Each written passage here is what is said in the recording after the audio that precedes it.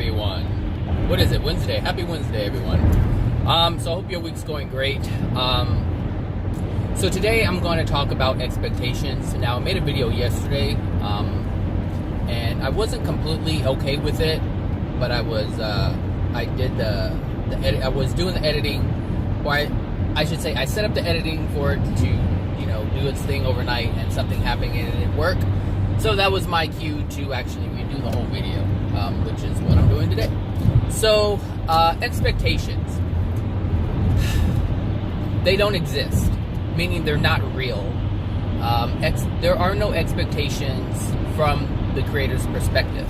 And the reason why that is, or how to tell or prove that what I'm saying is true, is your free will.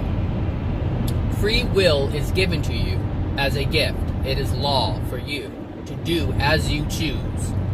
Whatever you want to do, that is your choice. It was given to every single soul on the planet and who no longer dwell on the planet, and for those who have yet to even have an experience through the incarnation process.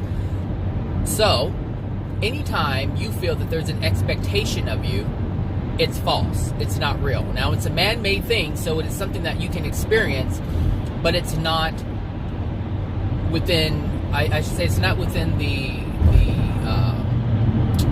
within the universe of love, or it doesn't have love attached to it. There's no love in it. Because anytime anyone expects you to do something, understand that it's simply a desire of someone else. It's a desire of someone else. Now, sometimes we put expectations on ourselves, but basically it depends on what that is. So if you are putting an expectation upon yourself, that means you're not being loving to yourself. So understand that all expectations are unloving. All expectations are unloving. So if someone's trying to force you to do something or expects you to do X, Y, and Z, they're being unloving to you because they're not allowing you the free will choice to decide whether or not you want to do it. And if you decide to meet someone's expectations and it's really not of your desire, then you are being unloving to yourself. So a lot of times, parents expect their children to be a certain way. And that is an unloving thing to do. They want you to be perfect. They want you to be good. They want you to not misbehave. They want you to not make any mistakes at all.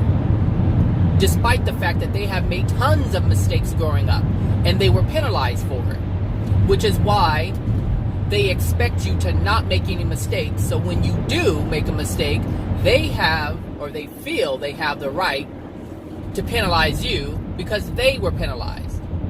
And we hear this all the time, my mother and father never let me do this, so I don't know why you feel you can do it. But they ignore the fact that they had a desire to do it, whatever it is. Parents do this all the time. My mom and dad never let me do it, Buster. So I don't know why you think or you feel you can do it, but they really ignore the fact that they had the desire to do whatever it is that they're saying their parents didn't allow them to do. And so they were chastised for it, and so they want to chastise their children for it. Because if they let you go, if they let you do whatever it is that you want to do, then they have to realize that their parents disallowed them their free will choice to do whatever it is they wanted to do.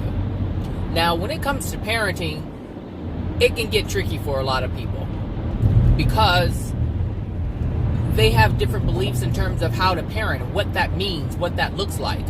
Some parents, the first thing they want to do is slap the child around, but for other parents, they want to do time out. They want to talk to them over and over again. Some parents talk to their child and they don't have any consequences whatsoever. Stop it, Johnny. Johnny, stop. Stop it, I'm going to tell your father. Then she tells the father, Johnny, don't do that. Listen to your mom. Johnny. Meanwhile, Johnny's running around just acting a mess. And that's okay. That's okay. That's okay for Johnny to be running around acting up, being a mess. Because that's where the real parenting comes in. You restrict Johnny from doing whatever it is that they want to do if they're not listening, if they're not acting in a way that's in harmony with love, you restrict them so that they learn. You restrict them. You don't hit them, and you don't just talk until you turn blue in the face. And nobody learns anything from that. You have to have an active role when you're parenting. But anyway, going back to expectations. We expect people to do X, Y, and Z. Even with jobs. There's an expectation. When you get a job, there's an expectation for you to perform in a certain manner, to complete tasks that you were hired to do. Now, those kind of expectations, that's not even an expectation. That's an agreement. When you apply for a job, you are agreeing to do X, Y, and Z in exchange for money, or in exchange for goods, however you work. I mean, some farmers, they don't work for money, they work for goods. Some farmers actually go out, pick the fruits and vegetables, then the farmers give them fruits and vegetables so they can turn around and sell them on the street. So some people have to work for goods, but this expectation does not apply when it comes to work. You are not expected. You are agreeing to do something. That is an agreement that you made before you even took the job. So whether you're lying and saying, "Oh yes, I can do it," when you know you can't, that means you lied. And so that whatever agreement you entered into was based upon false information. And that's a completely different thing. But we look at it as expectations. I don't look at it as expectations. Like at work, I understand that every person who is employed within the program I work for, the whole agency actually, they are being hired to complete a task. So for a clinician, they are hired to see clients. They're hired to see clients in a certain way. This is the agreement. But it's not an expectation. It's an agreement. And so if an agreement is broken, then they can let you go. If you're not agreeing to do what you said you were going to do, then the employer has the right to let you go because you broke the agreement. But it's not an expectation. I expect nothing. Like if I were the boss, I wouldn't expect anything from anybody. It's like, hey, if you can do the task, you can do the task. If you can't do the task, you can't do the task. Let me get somebody else who can. Because I'm in the business of running a business, which is providing a service, and if you can't do that, then let me get someone else and let you go do something else that you want to do, because clearly this ain't it. I mean, it's really that simple. But expectations really don't exist. Now, from the child's perspective, let's just start from a child's perspective. Expectations. Well, what does that look like? Well, a father may expect certain things, and a child may want to live up to those expectations, those false expectations, those unloving expectations, in order to get something in return. Get what in return? Daddy's love, mommy's love, daddy's recognition, mommy's recognition, daddy's attention, mommy's attention. And so children learn how to meet the demands of those who are their parents, and sometimes their brothers and sisters. I'll be good because if I'm good, I'll get this. And parents use that all the time. If you're good, I will give you this treat, or give you this toy, or give you this, that, and the other. We'll go to Disneyland, we'll go to whatever. And the child is like, okay, let me meet those demands so I can get something. And this is how children learn how to create a facade, how to live a certain way, how to be deceitful, because what you really want to do, you won't allow yourself to do, because there's something greater if you meet someone else's expectations. But understand, if someone is putting or setting an expectation, they're not loving. And so you can start to see that your parents weren't loving in all kinds of ways. But they didn't see it like that. They felt that they were doing right by using these expectations, by setting up these expectations, by laying down these expectations, by laying down these demands, expecting these demands, in order for you to be how they want you to be. But they're all unloving. So if a child is doing something that's unloving, and you want them to not do that, you want them to live in love, then you teach them what loving is. We say, hey, little Johnny, we don't do that. That's not loving. Would you like if someone did this to you, or like if a child is hitting and you don't want them to hit, you say, hey, little Johnny, that's not loving. We don't do that. Would you like it if someone hit you? No. Okay, then don't do that to other people. And if little Johnny's not learning, then you start restricting things that little Johnny likes. And you because this is how the Creator is going to work in the future. The Creator is going to apply laws to your child's soul that's going to create restriction because they're not being loving. So you might as well teach them the truth of the universe. You might as well learn from the Creator's way of raising a child, because that's what the Creator is doing. You are like co-parenting, but the main parent is the Creator. Who's your daddy? Who's your daddy? The main parent is the Creator, and the Creator is always imposing laws, imposing certain rules upon the soul to correct them. And it's a lot of restriction. Restriction of what? Restriction of money, restriction of joy, restriction of happiness, restriction. But these feelings of restriction, these feelings that come along with not being able to have what you have. So just like you're taking little Johnny's PlayStation away, or little Johnny's whatever toy that little Johnny likes to play with, when you take that away, Johnny starts to think about what Johnny's been doing. So when the Creator takes something away from you, let's say you have a boat and you love to go out on the boat every weekend, you go fishing, and something happens and the Creator takes that away and you no longer have it, you feel the restriction. But the difference between a child and your restriction as an adult is that little Johnny knows why something is being taken away. As an adult, adults tend to say things like, well, that's life, or that's unfortunate, or I have insurance. They don't look at the reason why things are being taken away. Thus, they continue to make the same mistake again, over and over and over again. It's like a parent. We'll keep going with the little Johnny scenario. It's like a parent taking something away from the child but not letting them know why they're taking it away. Little Johnny doesn't understand why. And now little Johnny's starting to look at life like, Mom and Dad are mean. Mom and Dad are just mean. I hate Mom and Dad. And so this is actually what adults do towards God. Things are being taken away from them, but they don't understand why they're being taken away. They don't understand why their parents die soon. They don't understand why they can't find a job to take care of themselves so that they can have a nice place to live or a car to drive.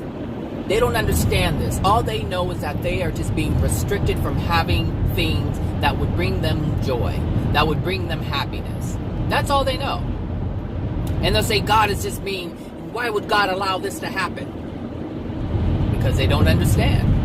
And the reason why they don't understand is because they don't want to understand.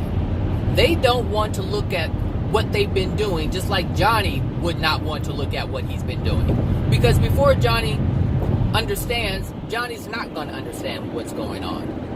When Johnny's a little child, say a 1-year-old or a 2-year-old, and you're trying to teach Johnny not to do this, that, and the other, Johnny's not going to fully understand. Johnny's just going to know that Johnny's having his toys taken away. It takes time. But it's not until Johnny reaches a certain age that Johnny starts to see. The consciousness, the awareness starts to kick in. It's like, wait a minute. I'm making connections here. If I do bad things, if I do unloving things, things are taken away from me. But parents really don't operate like that. At all. They try to use expectations to control little Johnny and other children. Expectations. I want you to do this, you do this. And the same thing with the Bible, Christianity, it's no different. The Bible says do this, and people are expected to live by the words of the Bible. But they don't understand why. why do you want to live by the ways of the Bible? Now, I don't read the Bible. There's no need for me to read the Bible. But there are a lot of people who do. And they use this book to govern their lives. But they don't understand the book completely. And part of that is because they weren't taught exactly what the Bible is. They weren't taught about God's laws. They weren't taught about the universe. They were not taught about the truth of the Creator. And so, it's up to them to grow their awareness, to grow their consciousness, to make that connection as to what the truth really is. Otherwise, you remain like a child, like little Johnny, not understanding. And you can stay in this place for hundreds or thousands of years, not understanding, just accepting what is out there, not using your discernment. But anyway, back to expectations. It doesn't exist. It's not a real thing.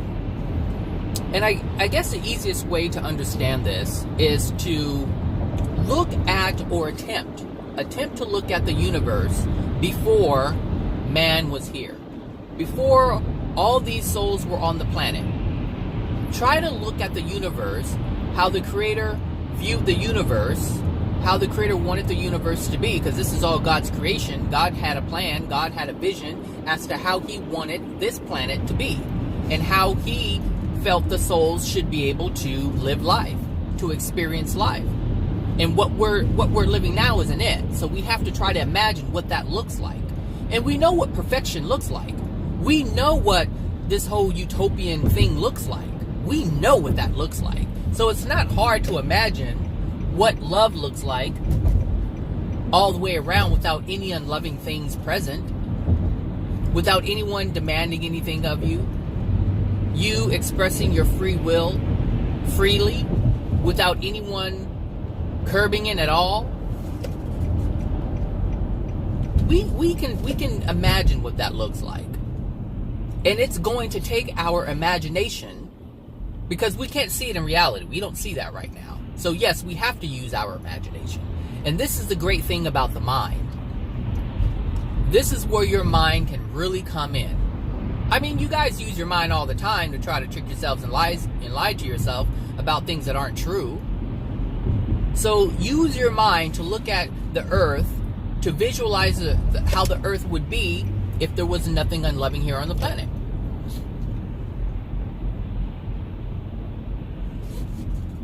If you can do that, then you have some kind of hope. But if you can't do that, you have a lot of work to do. A lot of work. But it really doesn't take, that much to dream up what that looks like. And there aren't any expectations in that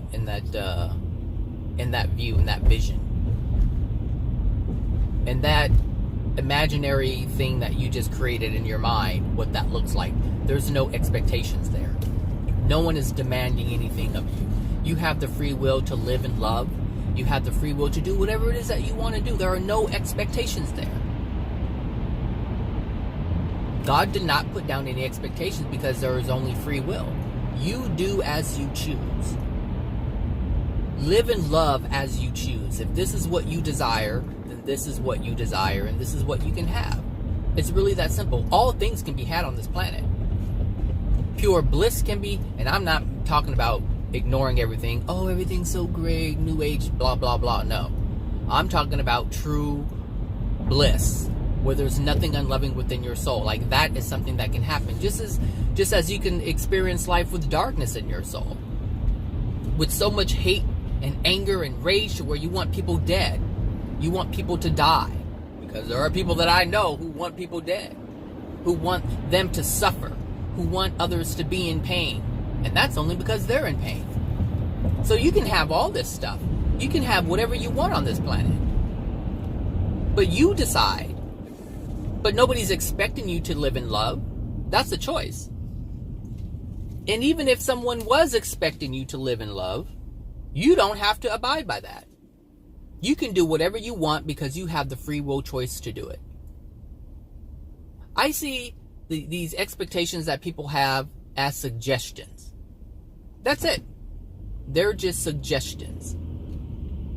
And it's up to me to decide whether or not I want to be part of it or not. Because it's not my desire until I decide it's my desire. And I can't allow someone to force me into living their desire. That's living up to someone else's expectations. A man-made thing that you decide you want to live by. That's what an expectation is. But it has nothing to do with the Creator. At all. Nothing to do with the Creator. And so you have to ask yourself, who are you living by? Whose rules are you living by? Whose demands are you living by? Because it can't be the Creator's demands, because the Creator's not demanding anything. The Creator gave you free will to do whatever you want, which is why you're doing whatever you want. You are literally doing whatever you want, whether it's living by your own desires or living by someone else's. Living by your desire or someone else's expectations. And if you're expecting something of yourself, understand where that expectation is coming from. Because we don't put expectations upon ourselves from a loving place. We only have desires from a loving place.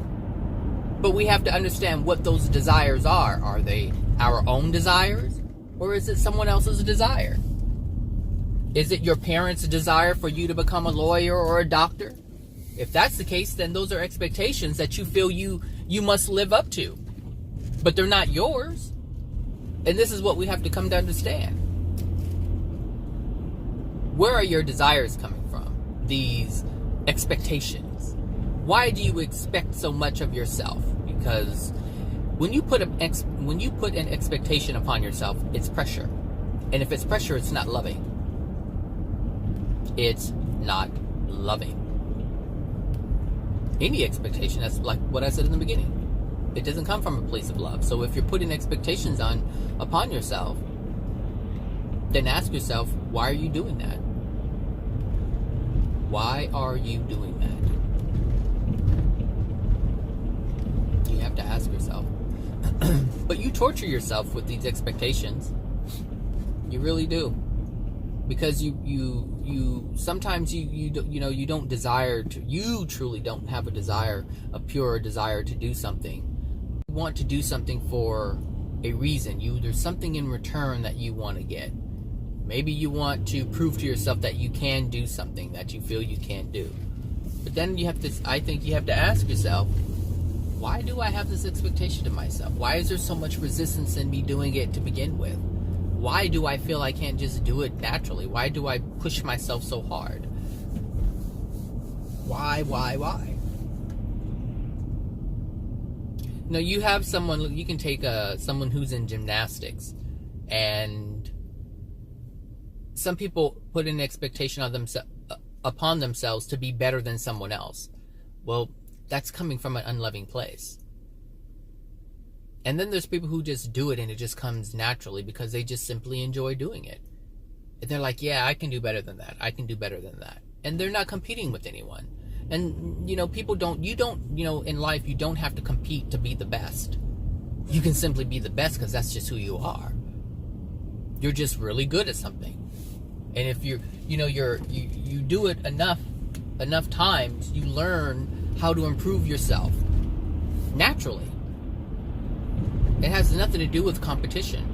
And then there's some people who have to compete, and they put this expectation upon themselves to be the best because they don't feel good about themselves if they're not. And understand that when you're when you're competing, there's a system in place that you're kind of living by. You're operating within a certain system. And the system says, okay, you can have this gold medal or you can have this first place spot. And you push yourself because you want it. And even if you get second place, you're not happy. You're not happy. And this is proof. This is proof that whatever you're doing, you're not doing it from a place of love.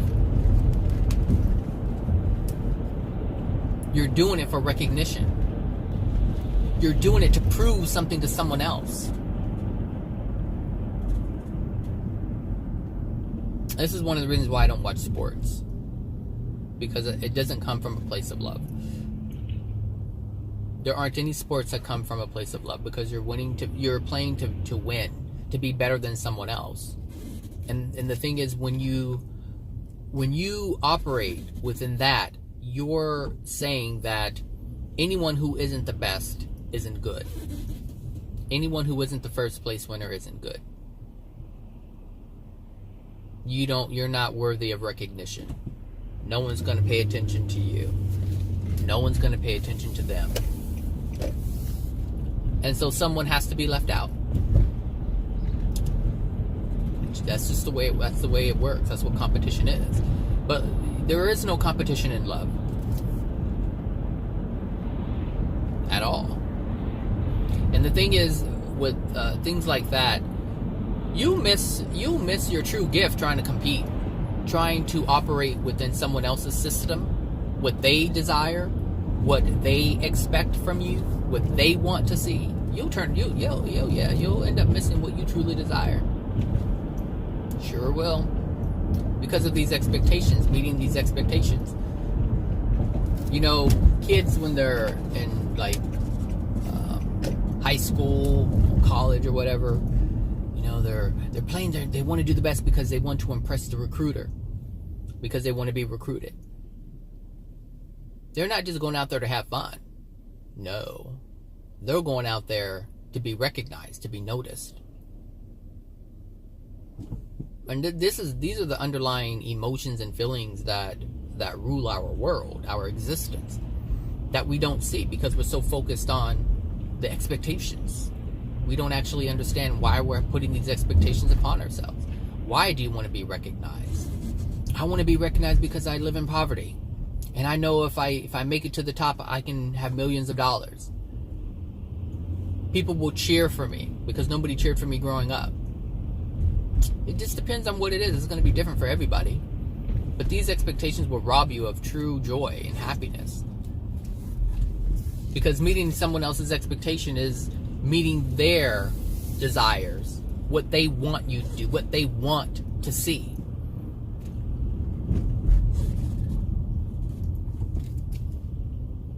Especially if you're daddy's little girl. If you're daddy's little girl, you want to do any and everything to please daddy. And this is actually how a lot of sexual abuse happens. They want to please daddy. And so they're willing to do any and everything. Even if it feels uncomfortable. They're willing to do it. They're willing to give up a person that they love because daddy doesn't like them. Doesn't like the man that, or the boy that they picked. Expectations. You'll turn around, you'll mess up your soulmate connection because of that. Because you're not trying to connect with someone that you actually like. You're trying to live up to the expectations of dad. And the same thing with mom. Same thing with mom. They're all expectations of someone else, and we have to learn how to not do that. Look, you didn't come here to live someone else's life. You came here to live your life. Using your soul, what's within your soul, what you truly desire, what makes you happy. You have your own life. And trust me, when mom and dad are gone, like when mom and dad kick the bucket and they're dead, and they're not here on the earth anymore, what are you going to do? Whose expectations are you going to live up to? Sometimes this happens where an adult child will imagine what their mom or dad would want from them, what their mom and dad would think or say or expect. What would my mom want me to do? I think I'm honoring, you hear this all the time. You know, I do my best to honor my mom and my dad. Wrong. And I know it says it in the Bible, but it's still wrong. West. It's still wrong because you're not living for your own life, or not living your own life. You're living the life of what your parents want for you, and that's not why you were here. Contrary to what many parents believe, You are not their child.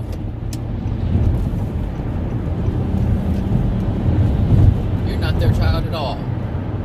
But they sure do feel like it. They sure do believe it.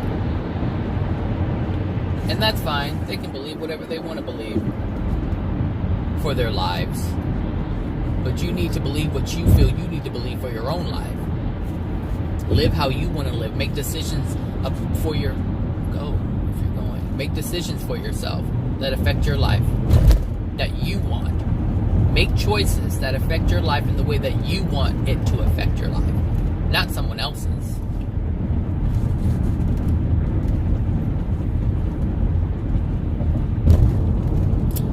Anyway, expectations. Do I live my life based on expectations? No. I was a rebellious one. I'm like, I don't care what you want. I do not care. I've kind of always been like that. But there are times where I did things because I thought it would impress others. And that's an expectation. You try to live up to someone else's expectation. That's what pleasing another is.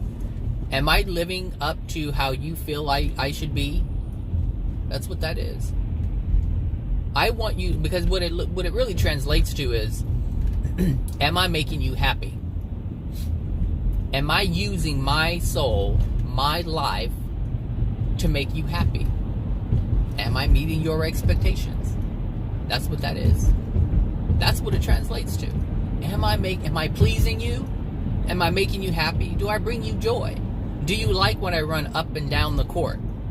Do you like it when I put the ball in the basket? Are you doing it for yourself, or are you doing it for the team? Are you doing it for your coach? Who are you doing it for? What are you doing it for? Expectations. People who are celebrities. Oh, their whole lives are based upon the expectations of everyone else around them. Am I saying the right thing? What is the right thing? What the public expects? What the public approves of? That's what that is. Expectations. Am I making other people happy? Well, if you truly live in truth, first of all, you're not going to make decisions based on anybody else at all. And if you're truly living for yourself, you'll be happy no matter what decision you make for yourself. And when you make a mistake, understand that it's something that you were not happy with. Meaning you made a choice that you were not happy with, and now you decide you want to change. You decide you want to be better. You decide you want to improve. It's all based on you, not on anybody else. But if you're living for someone else, your decisions will be based upon other people being pleased with you. That's what it is. That's what it is. Try doing that for a day. You'll get so much opposition. Especially if you've conditioned other people to expect you to live by their demands, their expectations, their desires.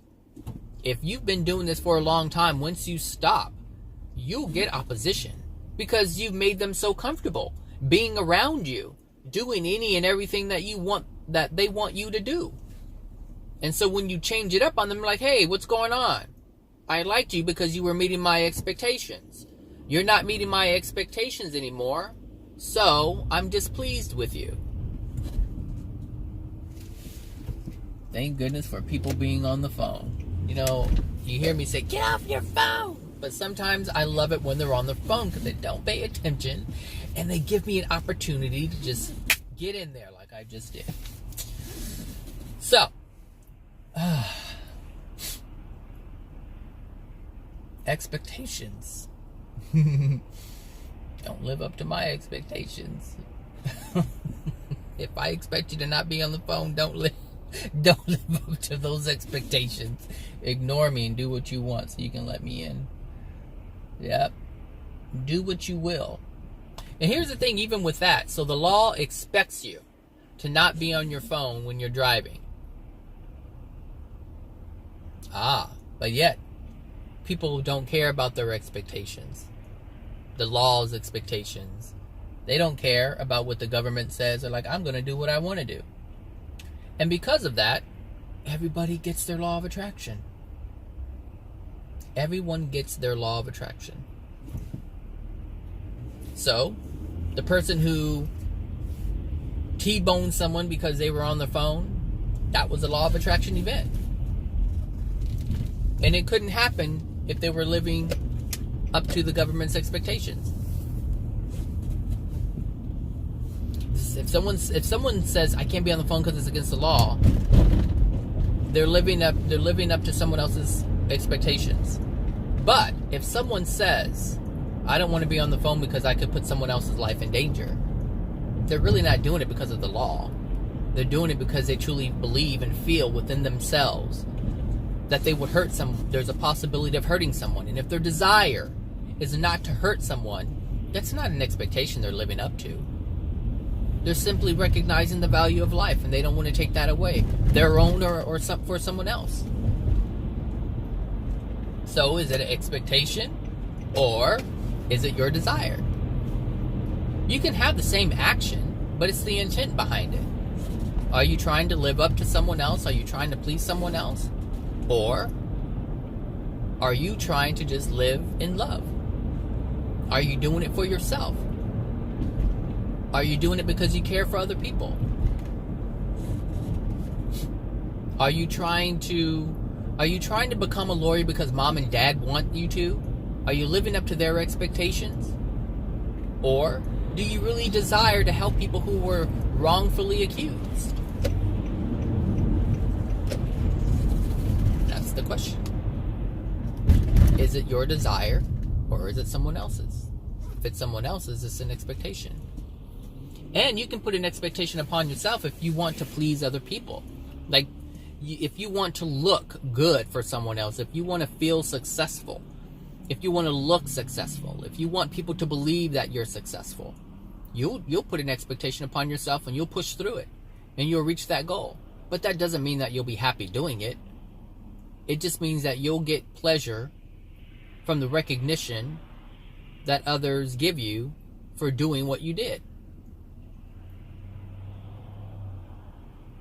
So if you were a child and you felt like you had to make all kinds of changes in order to meet the approval or get the approval from your parents, that was an expectation you placed upon yourself because you thought this is what they wanted. Some will deny their very existence, who they are, in order to please someone else. Happens all the time. Happens all the time. They will deny their very being, who they are, who God made them to be. I have a friend who was born female. The father did not like females for whatever reason. He had rage towards women. So that person actually changed their gender to meet their parents' expectation of, or I should say, to meet or to obtain the approval, I should say. Obtain the approval. Because they felt, well, if you like my brothers and you don't like me, I have to be like my brothers. It's that, it really works. It works like that. In life, it plays out all kinds of ways. But the underlying reason is the same. It doesn't. This is why, you don't look at, if you're trying to understand life, if you're trying to understand truth, if you're trying to understand what is, you can't just look at the actions. You have to look at the underlying reasons why the actions are being taken. Because on this planet, things can be expressed in so many different ways, yet have only one underlying common reason why it's all happening. It's some serious stuff. But people want to look at the results. They want to look at the physical results. And you can't do that. You cannot do that. I mean, you can, but you won't get anywhere. You'll just continue living in that cycle over and over and over and over and over and over and over again. I don't know who's talking. Over and over and over and over again. Yes, sir. Yes, ma'am. Expectations. Just leave them alone. But I understand that some people are so, or they have such a sense of, or a lack of worth. No sense of worth, no sense of value, no sense of identity, no sense of any of it. And so they have to live up to the expectations of others in order to get approval from others, because that's going to make them feel good, because they can't feel good about themselves. People who do not feel good about themselves will seek out the approval of someone else. That happens to me when people come and ask me questions. They'll ask me questions about their lives. How do I improve this? How do I improve that? And they'll say, I get it now. I get it now. I get it. I get it. I see it. But they don't see it. But they want me to believe that they're smart enough to get it. And that's why they say it. And every time someone says that to me, I can tell when they're saying it for that reason. I can tell when they say it for that reason. I get it now. I get it now. 2 years later, they're still in the same boat, dealing with the same bullshit. Why is that? Because they didn't get it. But they wanted me to believe it. Because they wanted me to see them in this positive light. Wow, he is getting it. Wow, he is smart. Wow, he is improving his life. Yeah, he is doing this. Yeah, he is doing that. That's all it was for. Meanwhile, they could hate everything that I'm saying, but they'll say I get it. Just for me to believe that they've gotten it. Not really knowing that I understand that they're not getting it. And they haven't gotten it. And they will continue to not get it as long as they continue to seek the approval of myself and others. For me, it's like whatever. I mean, you can attempt to fool me if you want to, but in the end, you're really fooling yourself. And that doesn't affect me. That only affects me if I have an expectation upon myself to fix or change people. Because if they say, I get it, thank you so much, you're helping me. If I'm like, oh yeah, I did a great thing, because I expect that I have an expectation upon myself to get results, then yeah, that would affect me. And I would get frustrated if I didn't truly do that, but they led me to believe that I did. But it doesn't affect me because I'm not trying to change anyone. I'm just helping someone understand because they asked me to understand. Now, I know that they're trying to blow smoke up my butt and their own butt. I know that. But that doesn't mean that I can't share truth with them. Because at some point, they'll be able to look back at exactly the very things that I shared with them when they couldn't get it. Because just because someone doesn't get it in the moment does not mean that they won't get it later on. So that's no reason to deny them truth. No reason at all. It would be unloving of me if I deprived someone of truth. Because I was judging and saying that they can't get it. This is why I continue to help people who don't get it. Because at some point, they will. At some point in their future, they will. And I will be one of the people that they'll be able to look back upon and say, hey, or, especially when they die and they meet with the celestial being, or when the celestial beings come and meets with them, and they'll say, hey, look, this person tried to show you. That person tried to show you. This person shared something with you. This person shared. You didn't want to get it. But you were given the truth. You were shown the truth about yourself, about the universe, about God, about this, about that, but you didn't want to listen because you were in too degraded of a state to do so. But the expectations, you're blind. Expectations expectations are lived up to when you were blind. But understand that they're blind, or you're blind, and you can't see the truth of what is, which is why you're living up to the expectations of others, because you're too blind to see that's what you're doing. To anyone's expectations is blind. So whether you're doing it or someone else is doing it, you're blind. But once you become aware, you are no longer blind. Like I said, I used to live up to other people's expectations, trying to make decisions that were based on what other people wanted, what I knew that would please them. Because if they were pleased, I would get some kind of return on that. If you're pleased, I get something in return. What is it? Praise, value, possibly money. This is a big one, especially at work. People want to recognize those who go above and beyond. Well, what's the benchmark for that? What's the benchmark for above and beyond? Whose expectation? The CEO? The COO? The manager? The supervisor? What is it? What expectation are you living up to? Whose expectation? How big are they? How small are they? I say just do your work.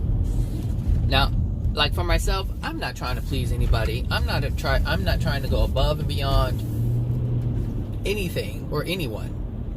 Now, I'm good at what I do, and I can wow people with some of the work that I can do, but I don't put it out there just to be recognized. There's some things that I know how to do that people in the agency don't even know I'm capable of doing at all.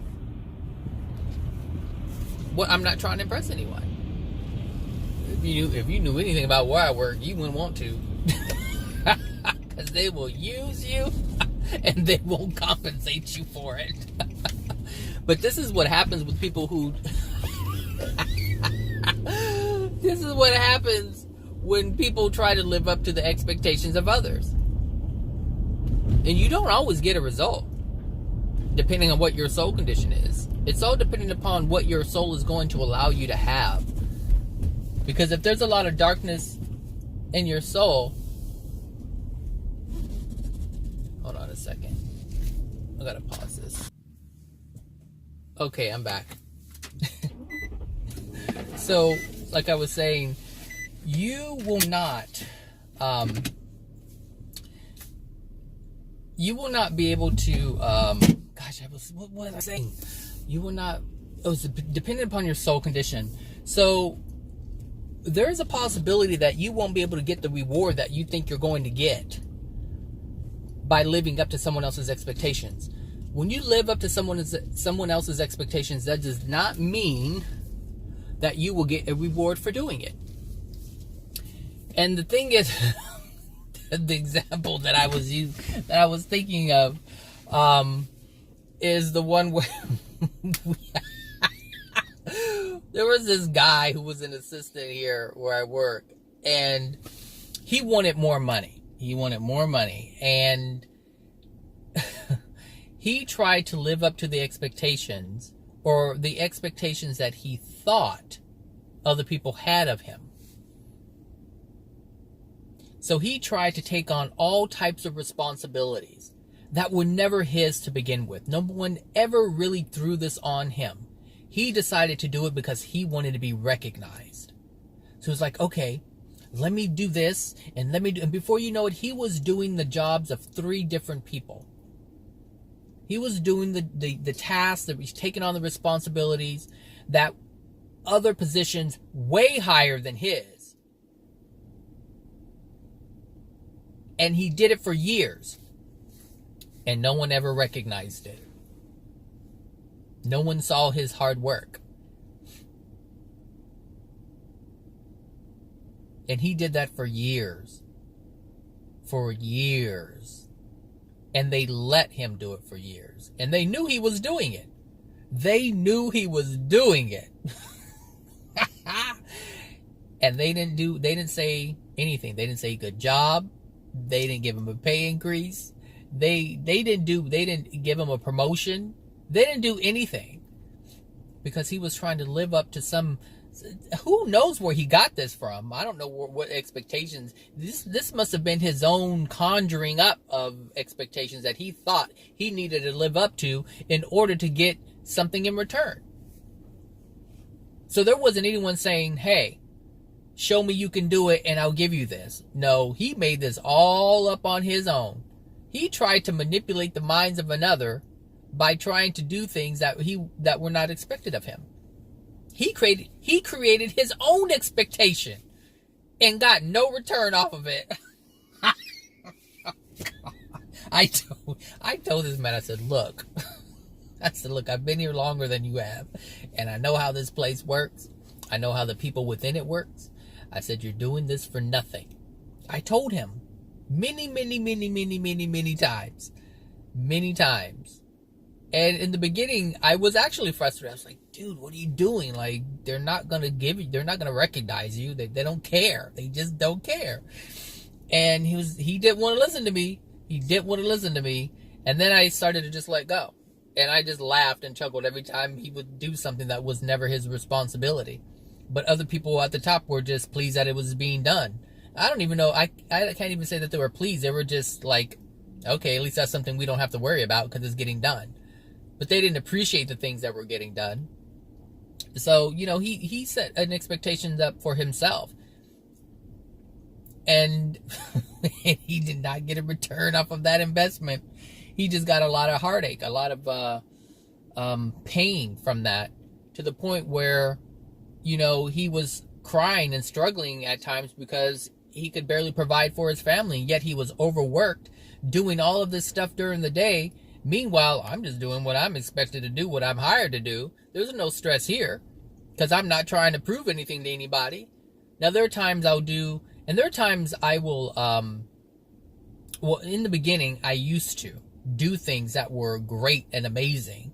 And I had to stop that. I had to stop because I knew I wasn't being recognized for what I was doing. And it's like, well, it really doesn't pay for me to stay late and create these great things for the benefit of others, or so others can benefit from it, I should say, and take recognition for the work that I was doing. I was like, what am I doing? I'm not expected to do this, but yet I was doing it. And I had to catch myself. I'm like, wait a minute. Back up, Zach. Back up a little bit. You need to fix this. And so I did. And so now I do what I'm expected to do. And that's it. And if anything is asked of me, meaning, because, they have, when you hear, they say, duties as assigned. So not only do you do the things that you're hired to do, someone can come and say, hey, can you do this? And of course, you do it. And I can do it, and I do it easily. And I carry it out. And I carry it out flawlessly because I'm capable. I'm a capable individual. So I know what my abilities are. I don't have any doubt in that. But you have to be careful. You have to be careful not to allow someone to use you, to put an expectation upon you that really shouldn't even be there. But you have to be mindful of this. You really have to be mindful of this. Do not live up to anyone else's expectations. I remember one time they wanted me to show other people how to use or teach them how to use Microsoft Access or something. And I'm thinking, you've lost your mind. I'm not training anybody how to use Microsoft Access. I went to school to learn how to use Microsoft Access, like to create databases, for those of you who don't know what that is. So that's something that I know how to do. And very few people in the agency know how to do that. And I refuse to do it. I'm like, no, that's not what you hired me to do. You hire somebody from Microsoft. You pay me to do that, but I can't allow you to use me for that. It's like you're working at a plumber's place, and you're hired to do plumbing, and all of a sudden they find out you know how to make cakes. Now they want you to make cakes and start a bakery. No, I was hired as a plumber. If I want to make cakes, I go work at a bakery, and they will pay me to make those things. I'm not going to allow you to pay me a plumber's pay and create some bakery for you, you lost your damn mind. Get out of here. But this is what I'm saying. Don't allow yourself to be used because you want to live up to someone else's expectations. Because some people will feel like, oh my God, if I don't, I'll lose my job. And so they feel they have to meet those expectations that the others set upon them. And you don't have to do that. You don't have to live up to anybody's expectations. If the agreement is X, Y, and Z, that's what the agreement should be. If anything else is asked of you, but it's within the scope of that agreement, then yes, you agree to do that. You agree to provide a service that's based on X, Y, and Z. But anything else, throw that shit in the trash where it belongs. I mean, it doesn't belong in your life. And you shouldn't allow anyone to forcefully put it in your life. Put that pressure on you. You have to love yourself more than that. You have to set boundaries for yourself, because if you don't, nobody else will set them for you. All boundaries will be removed, and you'll be used left and right. Left and right. Even in marriage, if you feel that your husband or your wife is putting demands upon you, and it's not part of the deal, no, don't do it. If you don't feel like having sex and your partner wants to have sex, you don't meet their demand just because you want them to be happy and pleased with you. You say, hey, look, I'm not in the mood right now. I don't want to do this right now. I'm going through whatever I'm going through. Allow me to go through it. And when I'm over and finished with it, then yeah, we can screw like bunnies. That's what we can do. But don't allow anyone to press their expectations upon you, because it's an unloving thing, and the Creator does not put that upon you at all. But if you have love and you have no resistance to it, if you have love within yourself, and someone asks you to do something, and it's not putting you out, and you're not trying to do it to please anyone, and you just simply want to do it, then do it. If they are appreciative of it. But if they're not appreciative of your gift, you got to say screw it, and you got to walk away. Because we do not do something for people who are not appreciative of your energy, of your gift, of your love. One must be worthy of that.